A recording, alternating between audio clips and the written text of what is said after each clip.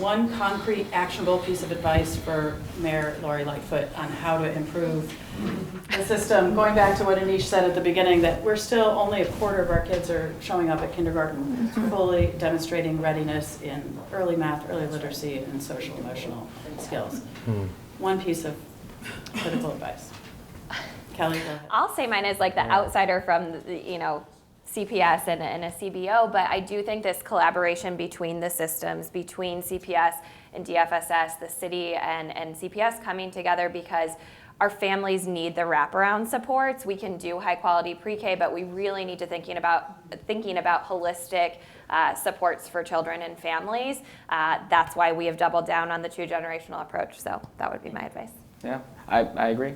I think the only thing that I would add is the fact that we still have 6,000 students on a wait list, right? And so I think that we need to continue to approach this system, treating it as a system, treating Chicago Public Schools, DFSS, and our community-based partners as critical pieces to that puzzle, thinking about any changes that we make or any decisions that we make through that holistic system lens, but to also recognize that there is ample data to suggest that if students receive high-quality program from birth through 5, that it could change their life, and that we, every year we don't do that. Every year we lose on that opportunity is a year lost that these families won't get back.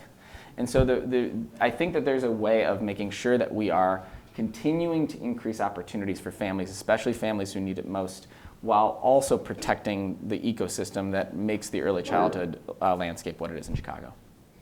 I've got some ideas, but they'll be quick. Articulating a crystal clear vision with an execution plan for where we're headed. I'm not hearing that to everybody. Absolutely. I'm not hearing that. That's one. Number 2 is greater transparency and communication with providers on the ground. I think it's easy to ask and assume that you know the answer to a question, but there's a whole ripple effect unless you're getting true on the ground perspective.